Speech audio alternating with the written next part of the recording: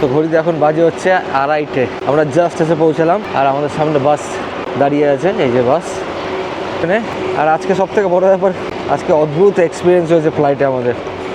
মানে ফ্লাইটের ব্যাপারগুলো কি বলো তো, এত আমরা দেখেছি না ভিডিও, ফ্লাইটটা একটু টার্বুলেন্সের মধ্যে দিয়ে যে এই যাচ্ছিল এরকম করছে, আর আমার ভয়ে একদম ভেতরটা, আমি যে জল খাবো, জলটা আমার মুখ পর্যন্ত পৌঁছাচ্ছে না, এত দূর হাত পৌঁছেছে।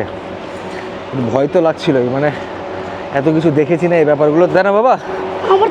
ভয় লাগেনি, ওর ভয় লাগেনি। কিন্তু এখন কি হয়েছে বলতো, কানে কিন্তু প্রচুর ব্যথা করে। এর আগে কিন্তু কান ফানে এত ব্লক হতো না, কিন্তু এখন কান প্রচুর ব্যথা করে। হ্যাঁ তাই না বাবা? খুব কান ব্যথা করে।